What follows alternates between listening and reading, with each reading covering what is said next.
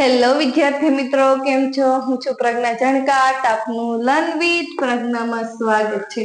તો વિદ્યાર્થી મિત્રો, આજે આપણે ધોરણ 6 ચેપ્ટર નંબર 12 ગુણોત્તર અને પ્રમાણમાં સ્વાધ્યાય 12.3 નો અભ્યાસ કરીશું.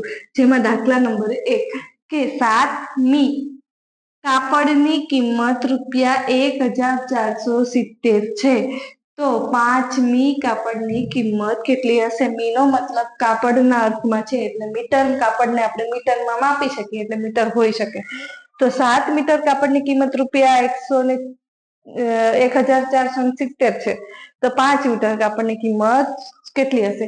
બે રીતથી શોધી શકાય. જો પેલા 7 મીટર આપેલા છે, એમાંથી 1 મીટરના કેટલા ને એમાંથી પછી 5 મીટરના કેટલા, એક એ રીત છે, એ થોડી લાંબી થશે.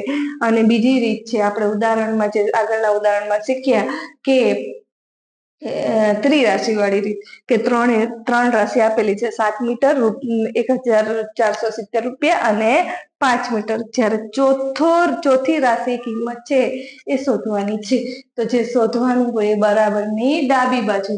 તો આપણે એટલું જ યાદ રાખવાનું છે, આપેલું છે ડાબી બાજુ અને શોધવાનું છે બરાબરની જમણી બાજુ. આપેલું શું છે? 7 મીટર અને આટલા રૂપિયા. મીટર આપેલા છે, તો 7 મીટર ₹1470. ત્યારબાદ 5 મીટર કેટલા રૂપિયા? બરાબર. તો હવે આપણે ડાયરેક્ટ જ તો આપણે 5 વાળું શોધીએ છીએ. 1 વાળું શોધીને 5 વડે ગુણાકાર કરતા નથી, આપણે ડાયરેક્ટ જ કરીએ.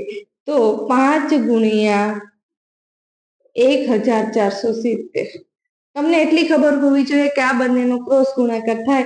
આનો જે ગુણાકાર આનો જવાબ આવે એની વડે આને આપણે ભાંગવાનું થાય. એટલે ડાયરેક્ટ આપણે આમ કરી શકીએ, જેથી કરીને આપણે છેદ ઉડાડવામાં સરખું પડે. હવે આપણે જોઈએ, 5 અને 7 ને ક્યાંય ભાગી શકાતા નથી, એટલે 1470 ને આપણે 7 વડે ભાગવા પડશે. તો આપણે સાઈડમાં રફ કામ કરીએ.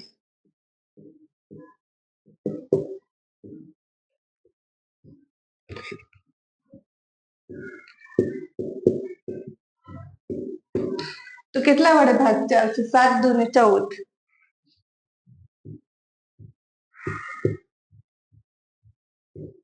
ઉપરથી આવ્યો 7, તો 7 એકા 7. 7 માંથી 7 જાય 0. ફરી ઉપરથી આવ્યો 0. હવે 0.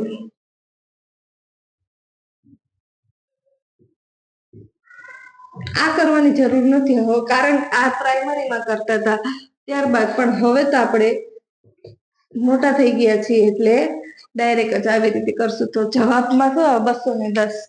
તો 7 ને આપણે 210 વડે ગુણીએ ને ત્યારે 1470 જવાબ આવે. એટલે આપણે છેદ ઉડાડી દીધો.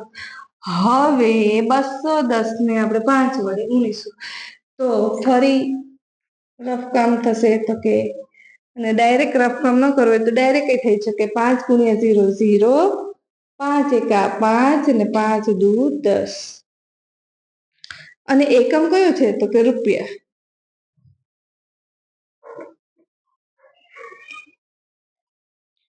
તો આપણને જવાબ મળે છે ₹1050.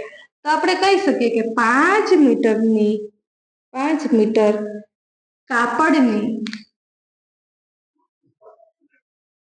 કિંમત ₹1050 હશે.